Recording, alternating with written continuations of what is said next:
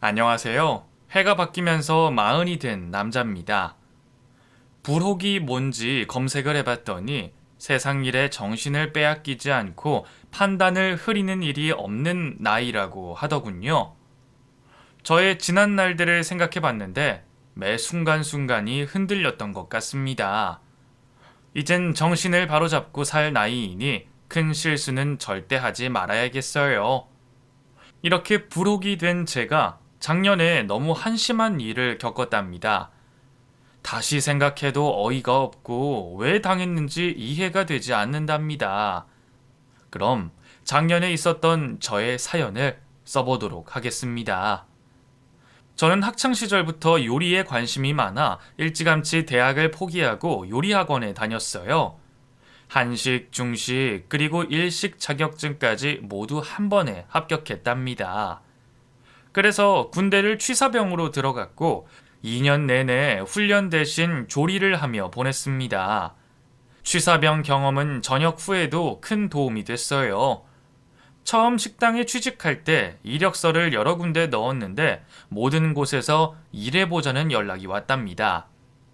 또 취사병 경력을 인정해서 월급도 신입보다 많이 준다고 했죠. 저는 일식에 관심이 많고 배우고 싶던 터라 고급 일식집에 취직했어요. 그런데 제가 생각했던 것과는 달리 주방에서 설거지와 보조만 시켜주더군요. 이른 나이에 사회생활을 해서 좋긴 했지만 칼을 1년 동안 잡아보지도 못하고 있으니 환상이 깨졌답니다.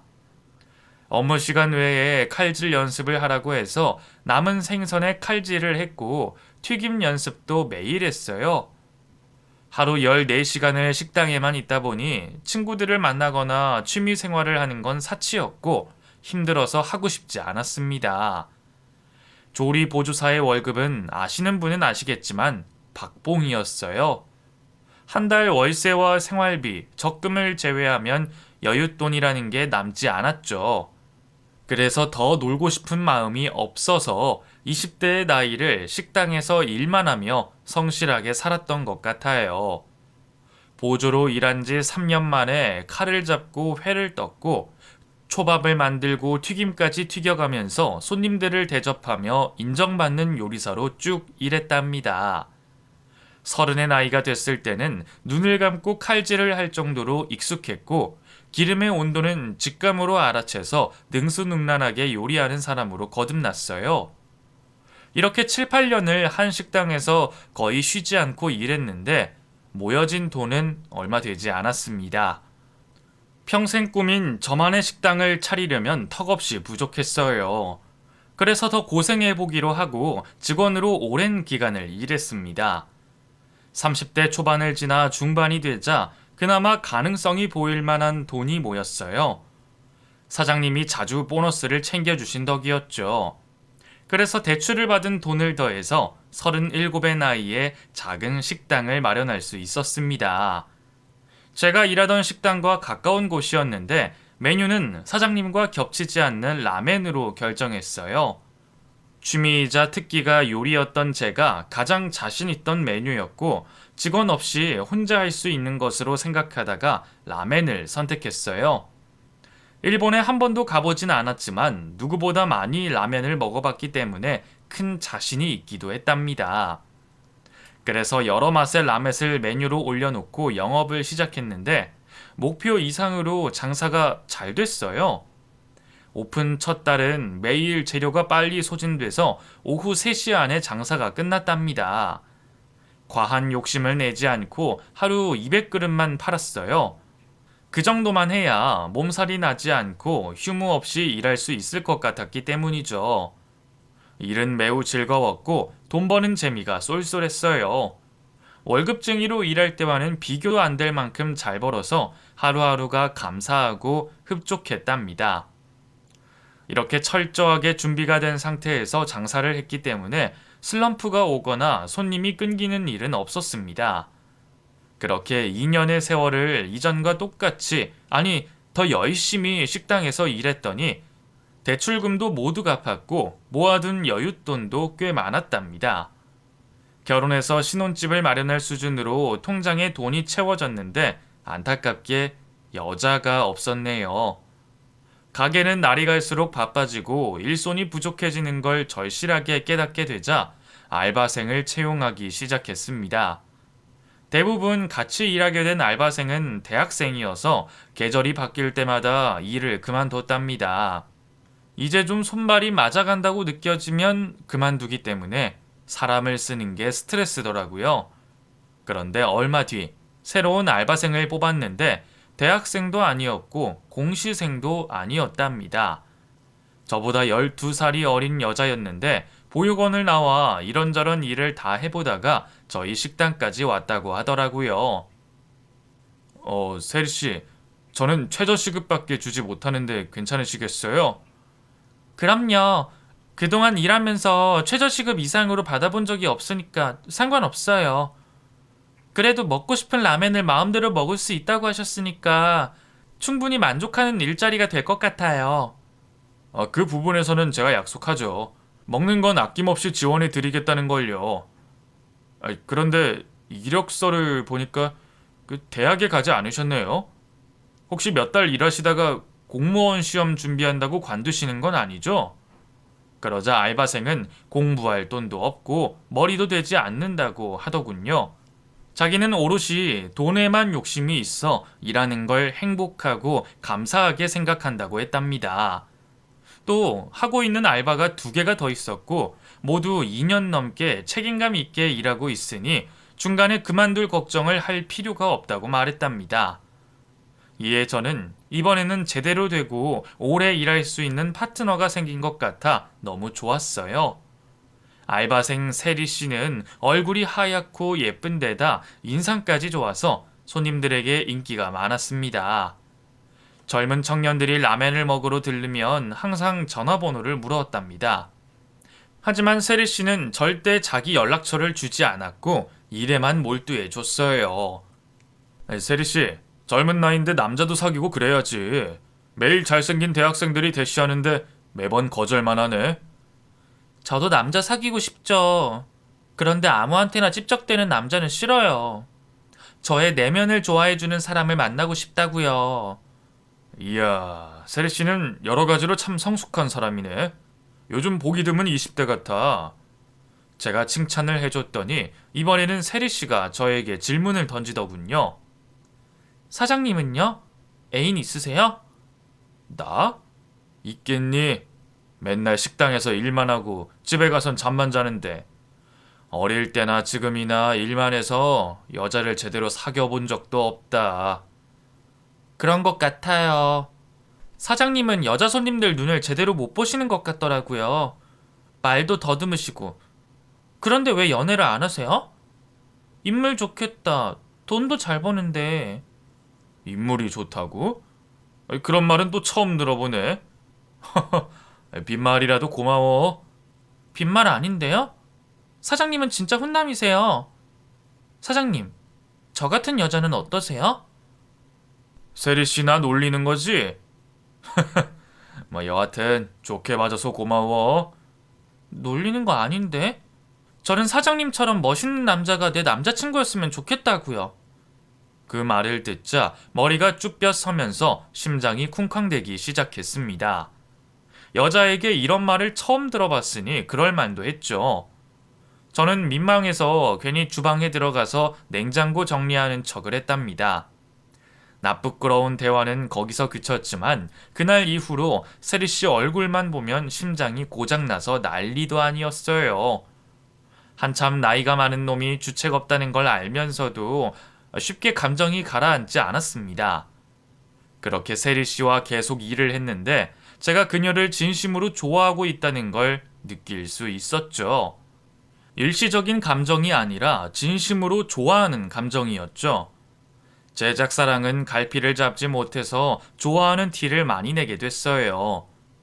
세리 씨 앞에만 서면 눈을 내리깔고 얼굴이 붉어진다거나 요리를 하다가 손끝이 서로 닿기라도 하면 온몸에 진동을 일으키듯 떨었어요. 누가 봐도 제가 그녀를 좋아한다는 걸 쉽게 알 수 있었습니다. 하지만 좋아한다는 고백은 하지 않았어요. 일로 만난 사이이기도 하고 12살이나 많은 제가 감히 어여쁜 여인을 좋아한다는 게 당치 않는다고 생각했죠. 또 괜히 고백을 했다 차이게 되면 알바를 그만둘 것 같으니 쉽게 용기를 낼 수 없었답니다. 그렇게 2달의 시간을 보내자 세리 씨에 대한 상사병은 더 커져갔어요. 얼마나 많이 좋아했던지 밤에 잠을 자려고 누우면 세리 씨 생각만 하다가 밤을 지새우는 게 보통의 날이었답니다. 언제가 될지 모르지만 좋아하는 감정이 가라앉으리라 믿고 꾹꾹 참아가며 지냈죠. 그러던 어느 날 늦은 시간까지 일을 하고 가게 문을 닫고 세리 씨와 둘이 라멘과 소주를 마시게 됐어요. 힘들게 일해 배고프다는 말을 해서 제가 상을 차려줬죠. 저희는 술잔을 여러 번 부딪히며 지친 몸을 달래주다가 거나하게 취했답니다. 그런데 술에 힘이 들어가서 그런지 저도 모르게 세리 씨에게 고백을 하고 말았어요. 세리 씨, 그거 알아? 내가 세리 씨를 많이 좋아하고 있다는 거. 왜 모르겠어요. 티를 그렇게 내시는데. 사장님도 그거 아세요? 저도 사장님 좋아하고 있다는 거.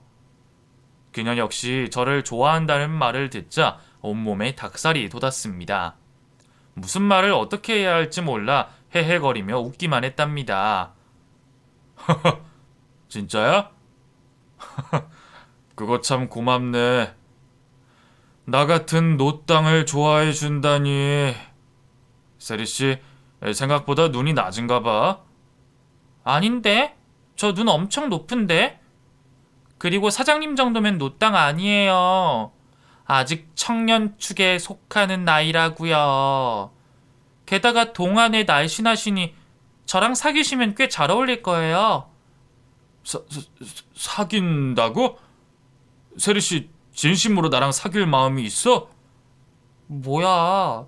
그럼 지금 좋아한다는 말은 왜 꺼내셨어요? 저를 여자친구로 만들려고 한 말 아니었나요? 저보다 현명하게 말을 잘해준 세리 씨 덕분에 용기를 냈고 방금 한 말에 대답을 했답니다. 나 세리 씨 진심으로 좋아해. 사귀고 싶은 건 당연하지. 그럼 우리 사귀어 볼까? 네, 그래요. 우리 사귀어봐요. 제가 이 말 들으려고 얼마나 오래 기다린 줄 아세요? 세리 씨, 지금 이 순간이 믿기지 않는다. 정말 기적 같은 일이 일어난 것 같아.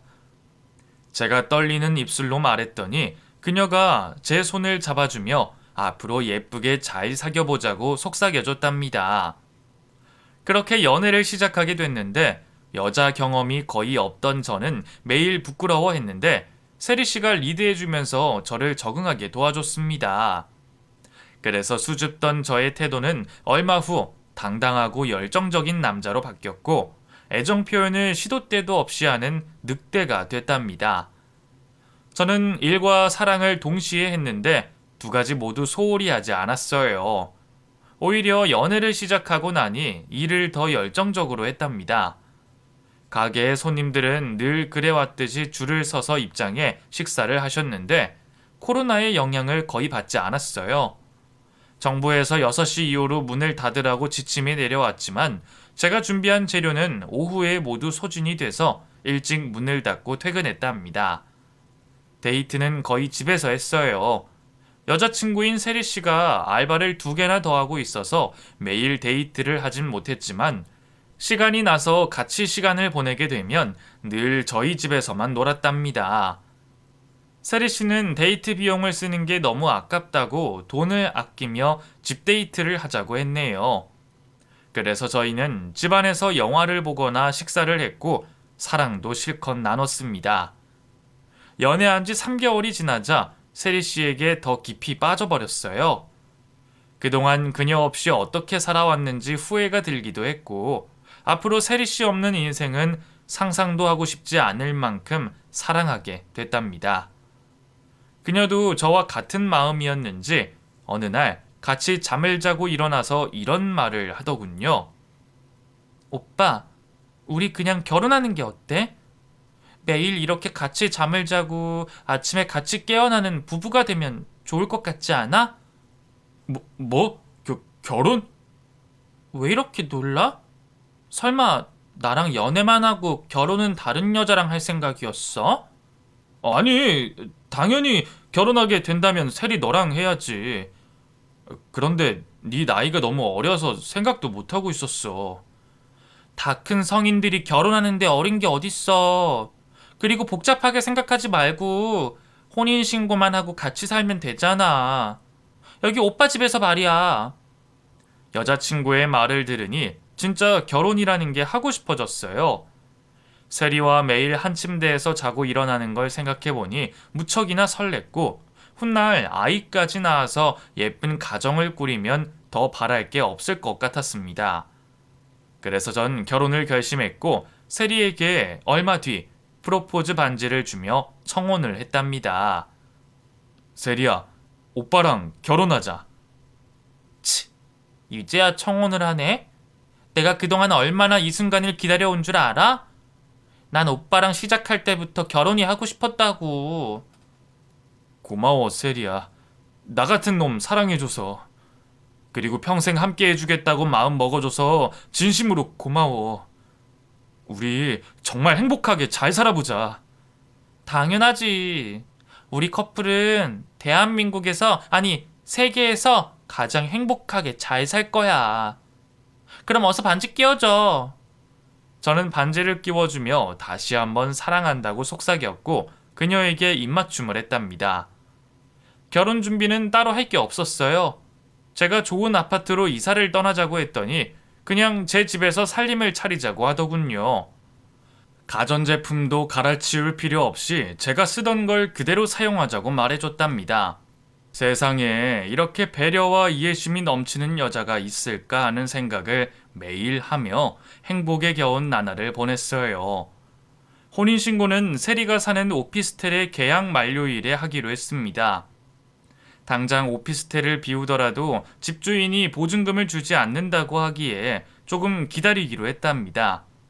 또 세리가 하고 있는 알바가 제 라면 가게를 포함해 3개였는데 결혼 전까지 2곳의 알바를 정리하기로 했네요.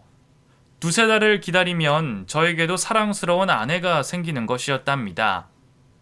하루하루가 설레고 행복한데 어느 날 라면 가게를 마감하고 문을 닫으려는데 누군가 예비 아내인 세리를 찾아왔습니다. 덩치가 큰 남자였는데 잠시 대화를 하자며 자리에 앉더라고요. 이세리 씨, 저 누군지 아시죠? 그동안 잘도 피해 다니셨는데 오늘은 꼭 경고를 하고 가야겠습니다. 며칠 전에 통화했잖아요. 제가 갚는다고 했는데 남의 직장까지 찾아오는 법이 어딨어요? 채무자들은 항상 말로는 갚는다고들 하죠. 지금 불어난 이자가 얼만지나 아세요? 그래요. 들어봅시다. 내가 갚아야 할 돈이 얼만지 말해보세요. 저는 이 상황이 뭔지 이해가 되지 않아 당황했는데 세리는 침착하게 사채업자로 보이는 남자가 꺼내준 차용증과 서류를 받아들었습니다. 뭐야? 이자가 4천만 원? 이봐요. 왜 이자가 더 늘었어요? 작년 이자가 2천만 원이었는데 2배로 늘어난 거예요? 해도 너무하시네. 너무한 건 이세리 씨입니다. 조금이라도 갚는 성의를 보이지도 않았으면서 쌓인 이자가 많다고 화를 냅니까? 원금 1억에 이자 4천만 원이에요. 도대체 언제 갚으실 겁니까? 내가 갚기 싫어서 안 갚는 게 아니잖아요. 통장에 돈이 들어오면 은행에서 귀신같이 빼간다고요. 요즘 현금으로 월급을 주는 곳이 없으니 어쩔 수 없었다고요. 그건 어디까지나 핑계입니다. 저희는 이세리 씨 돈을 받지 못하면 다른 방법을 선택할 수밖에 없습니다. 세리 씨 얼굴 보니까 반반하니 빨리 갚을 수 있는 방법이 떠오르는데 혹시 뭐 술집에서 일할 생각 없어요? 제가 연결해 줄 테니까 한 1년 빡세게 일하면 빚도 다 갚고 여윳돈도 많이 벌 수 있는데. 사채업자는 썩은 미소를 지으며 세리에게 술집에서 일하라고 권유하더군요. 저는 어이가 없고 화가 나서 사채업자에게 소리쳤습니다. 이것 보세요. 당신이 뭔데 남의 마누라한테 술집에서 일하라고 하는 겁니까? 뭐야? 아니 빚이 1억이 넘게 있는데 시집이라도 간 거야? 참, 이거 아주 웃기는 사람이네. 웃기는 건 당신이지? 내 마누라 협박할 생각하지 말고 당장 꺼져! 별 그지 같은 놈이 나대네. 이봐요. 난 채권자로서 돈을 받으러 온 거라고. 저는 시선을 돌려 세리에게 이 많은 빚이 어떻게 생겼는지 물었습니다. 그러자 예비 아내는 보육원에서 지내고 있을 때 얼굴도 모르는 부모님이 돌아가셨다는 소식을 전해 들었고 사망보험금을 받았다고 전했어요. 그리고 보육원에서 나와 전셋집을 마련해 조금 여유롭게 지냈는데 비트코인이라는 것에 잠시 빠져 살았다고 하더군요. 그녀는 처음 비트코인으로 큰 수익을 보게 되어 그걸로 성공할 거라 믿고 있는 돈 없는 돈 다 끌어서 비트코인에 투자했답니다. 그러다 모든 돈을 잃게 되자 본전 생각이 나서 대출을 받아 비트코인을 계속했대요. 은행 대출은 물론 2금융, 3금융에 사채까지 빌려서 비트코인을 했는데 모든 투자금은 휴지 조각이 되어버리고 말았다네요. 결국 돈은 하나도 갚지 못한 상태로 알바만 하면서 지냈답니다.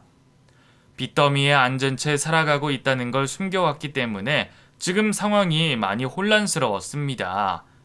하지만 세리를 사채빚으로 계속 시달리게 하는 건 바람직하지 않다는 생각이 들어 남편이 될 제가 대신 갚아주기로 결심했습니다. 이봐요 사채업자씨, 그 돈 내가 갚아줄게요. 차용증 이리 주세요. 이야, 이세리 씨가 남편을 제대로 얻었네. 1억이 넘는 돈을 대신 갚아주겠다니 대단한데요? 하긴 뭐 이런 맛집 운영하는 사람이니 식은 죽 먹기겠죠. 자, 여기 차용증입니다. 뭐 저야 누구든 돈만 갚아주면 장땡이니까 빠른 시일 내로 갚아주시죠. 걱정하지 마세요.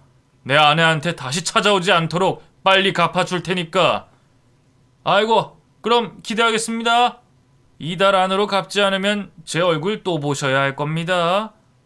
알았으니까 빨리 우리 앞에서 꺼져요. 그러자 사채업자는 저에게 윙크를 하고 떠났고 옆에 있던 예비 아내는 고개를 떨구며 말했어요. 오빠 미안해. 처음부터 솔직하게 말했어야 했는데 내가 빚이 많다는 걸 알리면 오빠가 날 버릴 것 같았어. 그게 무슨 소리야. 그깟 1억이 넘는 돈 때문에 내가 널 왜 버리겠어. 어차피 당신과 나 결혼하면서 돈 한 푼 들이지 않기로 했으니까 결혼 자금으로 나가는 거라 생각하고 내가 모두 갚아주겠어. 오빠 고마워. 나 양심 없지만 오빠 도움 받을게. 대신 살면서 두고두고 갚을게. 세리야, 네가 나한테 돈을 갚을 필요는 없어. 사랑하는 사람끼리 돈 계산을 할 필요는 없다고. 제 말에 감동을 받았는지 예비 아내는 달려와 제품에 안겼고 눈물 콧물을 쏟아냈답니다. 며칠 뒤 은행에 가서 대출 신청을 했어요. 제가 모아둔 돈이 있긴 했지만 1억 4천만 원까지는 되지 않았기 때문이죠. 신청을 하고 연락을 기다리게 됐는데 일주일 뒤 대출 심사가 끝났다고 문자가 왔답니다. 예상했던 대로 대출은 가능했죠. 5천만 원의 대출을 받고 통장에 세리의 빚을 모두 갚을 수 있는 금액이 채워지자 안도가 됐습니다. 저는 이 사실을 여자친구에게 바로 알리진 않았어요. 직접 만나서 알려주면 더 기뻐할 것 같아서 잠시 참았답니다. 세리는 다른 알바를 정리하는 과정이어서 며칠 동안 제 라멘 가게에 나오지 못한 상황이었죠. 그래서 가게를 혼자 운영하고 퇴근을 했는데 여자친구에게 연락을 했더니 받지 않더라고요. 바쁜 상황인 것 같았지만 여자친구도 곧 퇴근하고 집으로 돌아올 것 같아 깜짝 놀라게 해줄 생각으로 그녀의 오피스텔로 찾아가기로 했답니다. 결혼할 사이인 만큼 사는 곳을 찾아가 보는 게 신뢰가 아니라고 판단해서 예전에 받아뒀던 오피스텔 주소를 가지고 출발했어요. 잠시 후 세리가 문자로 퇴근하고 집에 가는 길이라고 와서 저는 피곤해서 집에서 쉰다고 거짓말을 했답니다. 나중에 제 얼굴을 보고 빚에 해방이 된다고 했을 때의 표정을 상상하면서 말이죠. 오늘 빚도 정리하고 알바도 곧 정리하면 부부가 될 거였기 때문에 가슴이 무척이나 설렜답니다. 그렇게 들뜬 마음으로 세리의 오피스텔 앞에 도착했고 곧 1층 로비에 도착했어요. 공동현관 비밀번호가 없으면 들어갈 수 없어서 어떻게 해야 하나 잠시 고민을 했답니다. 서프라이즈로 찾아가는 거라 세리에게 전화를 하지 않고 누군가 출입하기를 기다렸어요. 이윽고 나이가 지긋이 든 남자가 오더니 1층 공동현관의 비밀번호를 누르고 열더라고요. 저는 안도하고 그 남자의 뒤를 따라 건물 안으로 들어갔는데 예상치 못한 말을 들었습니다. 나이가 든 남자는 오피스텔 건물의 주인이었어요. 여기 사는 사람 아니죠? 처음 보는 얼굴인데. 아, 네. 누구 좀 찾아왔습니다. 혹시 여자랑 동거하는 거 아니죠? 여긴 무조건 혼자 살아야 하는 조건이 있습니다. 행여나 동거 중이면 이실직고 하시고 방을 빼든가 하셔야 합니다. 위약금도 물어야 하고요. 글쎄 아니라니까요. 저는 여기 처음 오는 사람입니다. 개인적인 용무로 잠시 온 거니까 신경 쓰지 마세요. 그 말이 진짠지는 나중에 CCTV를 보면 알겠죠. 그럼 볼 일만 보고 바로 나가 주셔야 합니다. 어르신, 왜 이렇게 까칠하게 구십니까? 여기 사는 사람들은 손님도 초대 못하나요? 제가 불만 섞인 목소리로 물었더니 헛기침을 하고 제 말을 무시하더군요. 곧 엘리베이터가 와서 그 남자와 같이 올라탔는데 다행히 가는 층이 달라서 얼굴 볼 일이 없을 거라 생각했답니다. 이윽고 7층에 도착해 세리가 사는 702호 앞에 서게 됐고 초인종을 울렸어요. 누구세요? 세리야, 오빠야. 어떤 오빠? 세리야, 나 말고 다른 오빠가 또 있는 거야? 제 목소리를 감지했는지 세리가 문을 열며 말했어요. 아, 우리 오빠였구나? 그런데 오빠가 여긴 웬일이야? 나 여기 사는 거 어떻게 알았지? 내가 말했던가? 아니, 전에 네가 줬던 이력서에 쓰인 주소 보고 찾아왔지. 그런데 표정이 왜 그래? 내가 못 올 곳을 온 건가? 아니, 잘 왔어. 이력서에 주소가 적혀있었구나. 얼른 들어와. 그럼 우리 자기 어떻게 사는지 구경 좀 해볼까? 세리는 저를 반기는 표정이 아닌 당황한 표정이었어요. 제가 말도 하지 않고 찾아와서 미안하다고 사과를 했지만 떨떠름한 표정은 계속됐답니다. 세리야, 미안해. 내가 좋은 소식을 전하고 싶어서 깜짝 놀래켜줄 마음으로 찾아온 거야. 미안하긴, 나 괜찮아. 근데 좋은 소식이라는 게 뭐야? 뭐긴, 바로 세리 네 빚을 다 갚아줄 수 있다는 거지. 대출 심사에 통과해서 오늘 돈이 들어왔어. 이제 사채업자한테 괴롭힘 당하지 않아도 돼. 오빠가 해방시켜 줄 테니까. 정말? 우와, 생각보다 빨리 마련했네? 오빠, 고마워. 나 오빠 덕분에 드디어 숨통이 트이는 것 같아. 이걸 다 어떻게 갚아야 할지 모르겠네. 세리는 저에게 쏙 안기며 입맞춤을 하고 기뻐했습니다. 그리고 저에게 밥을 챙겨주겠다며 손수 국을 끓이고 반찬을 꺼내 상을 차려줬어요. 저는 처음 여자친구가 해준 음식을 맛보며 좋아서 해벌쭉 웃었답니다. 우와, 내 마누라가 차려주는 첫 밥상이네. 너무 맛있다. 우리 결혼하면 일주일에 한 번은 맛볼 수 있는 거지? 그럼 일주일에 한 번이 아니라 매일 아침을 차려줄게. 오빠가 날 위해 빚을 다 갚아줬는데 그 정도도 못하겠어? 그렇게 고마울 필요는 없는데. 사랑하는 사람끼리 이 정도도 못해주나? 아무래도 내가 직접 찾아와서 부담이 된 것 같네. 아니야, 부담은 무슨.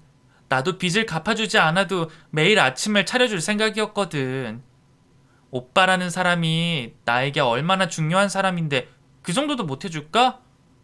내가 해준 밥이 입에 맞기는 해? 이제껏 먹어본 밥 중에 최고야. 그렇게 냠냠쩝쩝 식사를 마치자 세리가 커피를 타줬습니다. 오빠, 그럼 커피 마시고 바로 사채업자한테 입금해 줄래? 그 자식이 계속 전화 걸어서 귀찮게 해서 빨리 떨궈버리고 싶어.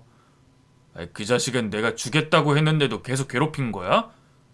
사채업자들은 피도 눈물도 없다더니 그 말이 딱 맞네. 그럼 그 자식 계좌번호 좀 알려줘.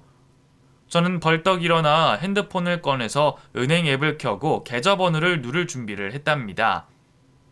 오빠, 진짜 고마워. 계좌번호는 1102. 세리가 계좌번호를 부르기 시작하자 초인종이 울렸어요. 그래서 잠시 기다리기로 하고 어서 나가서 누군지 확인하라고 했습니다. 이 시간에 누가 찾아온 거지? 오빠 잠깐만. 세리가 현관에서 누구냐고 물었더니 오피스텔 건물주라고 하더군요. 아까 1층에서 만난 재수없는 놈이라는 걸 알아서 몸을 숨기고 무슨 소리를 하는지 귀를 기울였답니다. 아니 아가씨, 왜 관리비를 아직도 안 내는 거야? 벌써 일주일이나 지난 거 알지? 오늘 중으로 내지 않으면 전기랑 수도 다 끊어버릴 거야. 잠깐, 여기 왜 남자 신발이 있는 거야?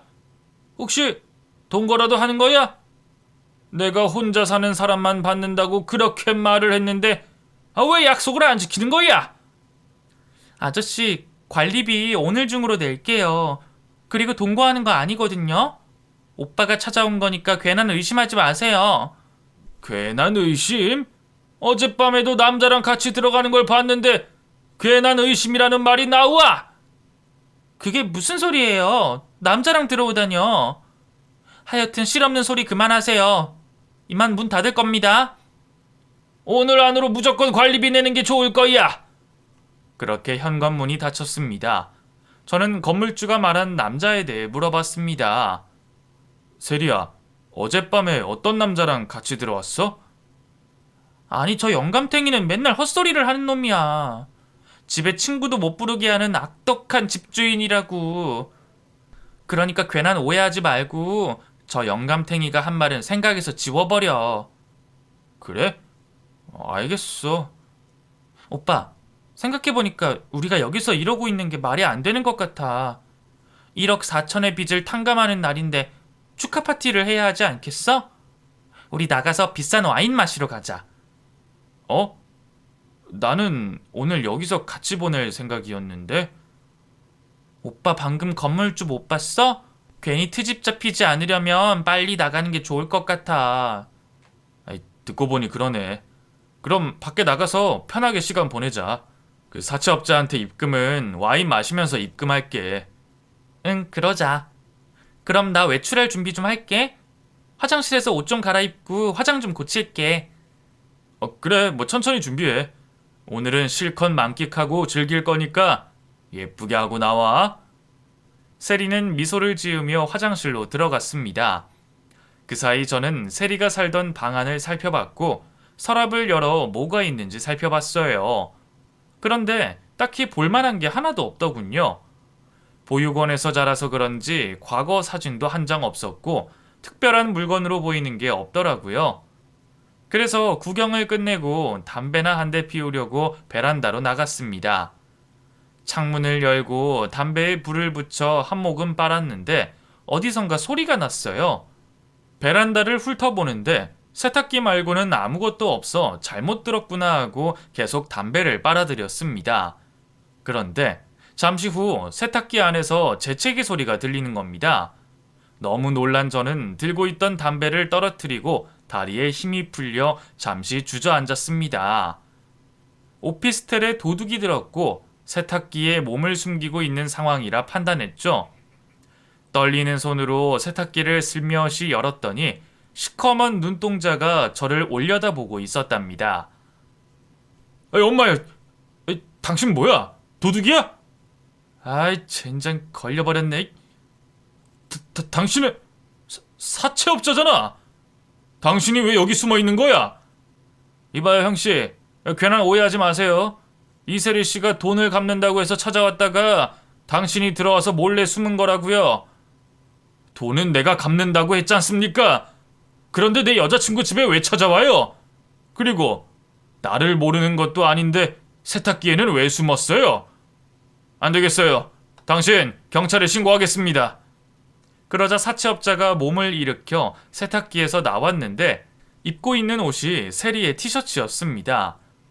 이게 무슨 상황인지 제대로 이해되지 않은 저는 그 자식의 멱살을 잡고 물었습니다.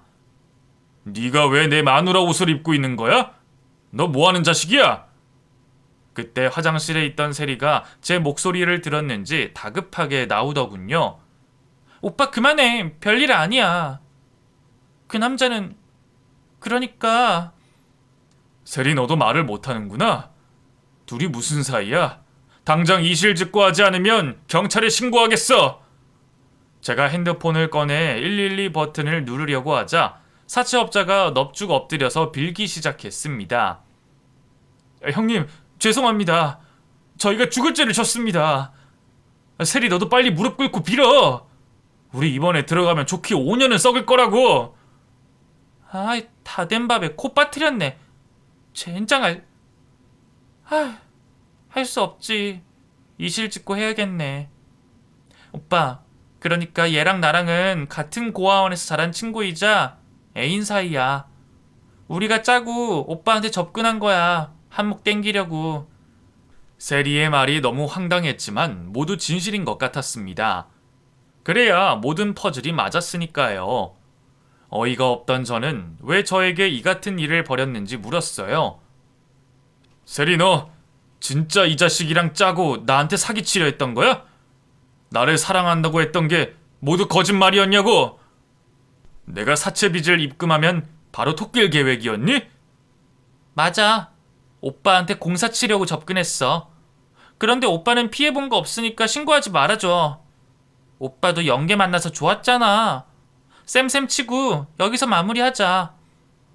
뭐가 어째? 없던 일로 치자고? 돈은 빼앗기지 않았지만 마음은 속았다고? 난 널 진심으로 사랑했단 말이야. 당연히 나도 사랑받고 있는 줄 알았고.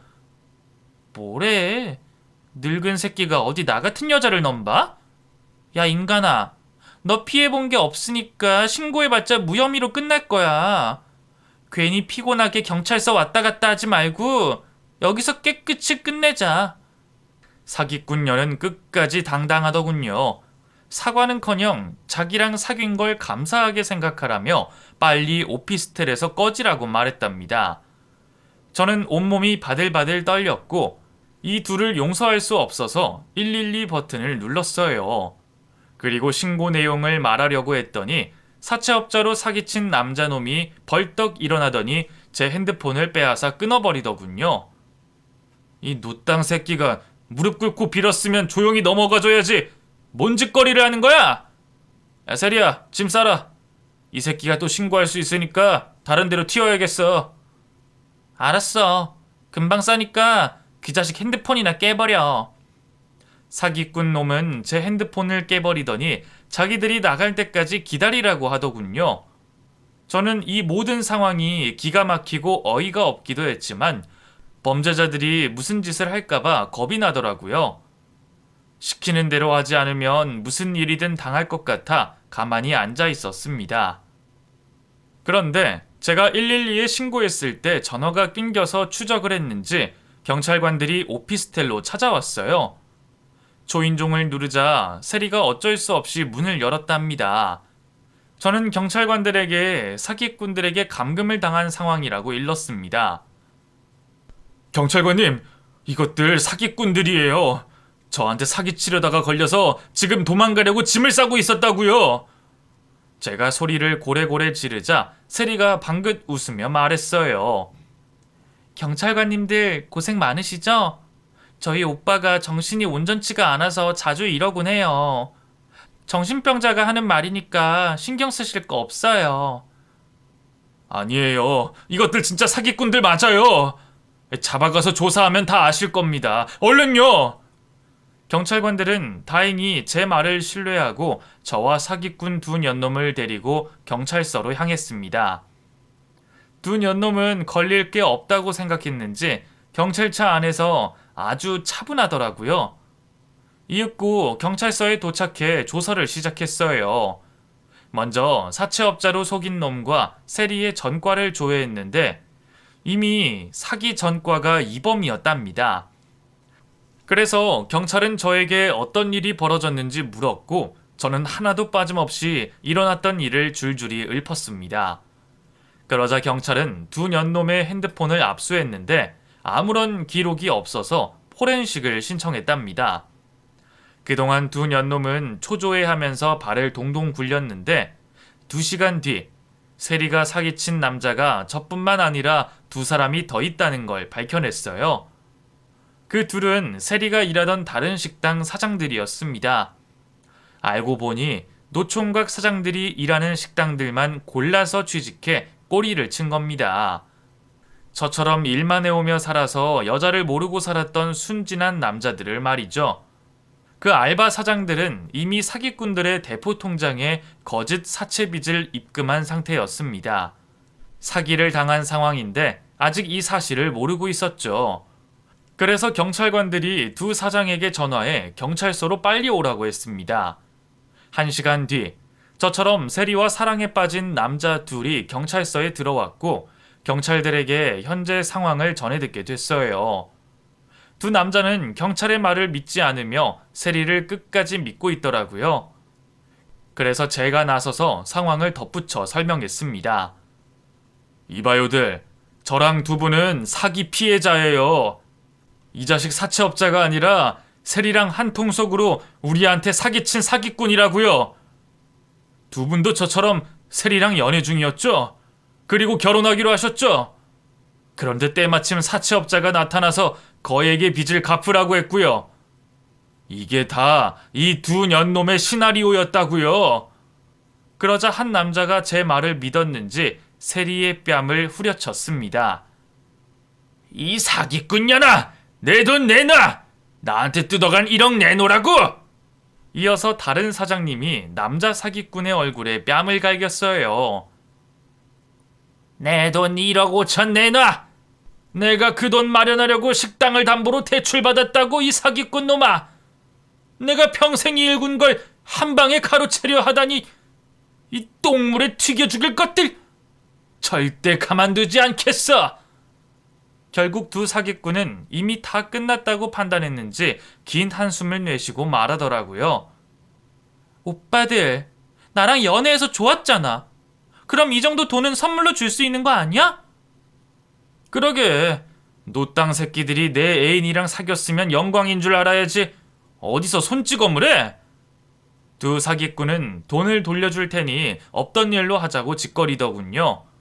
하지만 경찰관이 이미 검찰에 송치했으니 곧 구속이 되고 재판을 받을 거라고 통보했습니다. 그러자 세리는 짜증난다며 이렇게 말했어요. 아이, 재수없게 걸렸네. 저 오빠가 갑자기 오피스텔을 찾아와서 이렇게 된 거잖아. 젠장. 90% 성공했는데 또 깜빵에 들어가게 생겼으니 아우 분해. 세리, 넌 도대체 어떤 사람이니? 나한테 보였던 모습은 다 거짓말이었던 거야? 제 물음에 세리는 당연히 다 구라지. 내가 미쳤다고 너 같은 놈을 좋아하겠냐? 공사 치면 넙죽 돈을 갖다 바칠 놈들만 골랐다고 이 멍청한 놈아! 라고 성질을 냈답니다. 그제야 제가 얼마나 순진하고 어리석은 사람인지 깨달았어요. 진짜 사랑이 온 거라고 착각한 바보 그 자체였죠. 저 말고 두 피해자도 저와 똑같았고요. 저희 피해자 셋은 조사를 마치고 함께 소주를 마셨습니다.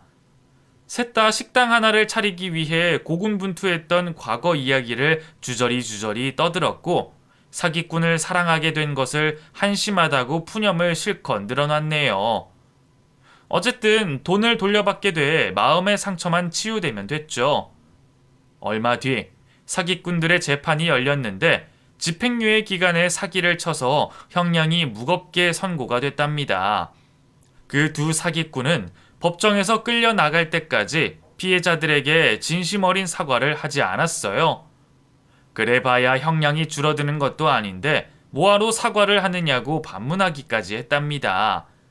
결국 사기꾼들은 감옥으로 들어가게 됐고 제 인생은 다시 사랑 없이 재시작됐습니다. 사기당한 제 사랑은 순식간에 잊혀졌어요. 모든 게 가짜라는 걸 알고 있으니 쉽게 지워졌답니다. 그리고 저는 마흔이 되기 전에 진정한 사랑을 찾고 싶어서 여러 모임에 가입을 했고 지인들이 마련해준 소개팅도 다 나갔어요. 그러던 중 모임에서 만난 제 또래의 여자와 좋은 인연을 찾게 되어 새로운 사랑을 시작했답니다. 직장도 멀쩡히 다니고 있고 빚도 없다 해서 안심하며 연애를 이어나가고 있어요. 그래서 지금 만나는 연인과 해가 바뀌어 마흔이 된 2023년에는 결혼을 할 계획이랍니다. 지금까지 순진하고 어리석었던 제가 사랑에 속아 사기를 당할 뻔한 이야기를 들려드렸네요. 바보 같지만 꽤 재밌으셨죠? 만약 말도 안 되게 과분한 사람이 사랑으로 다가오면 한 번쯤 의심을 해보시는 게 좋을 것 같아요. 그럼 이만 글을 줄이겠습니다. 경청해주신 여러분께 감사드립니다. 안녕히 계세요.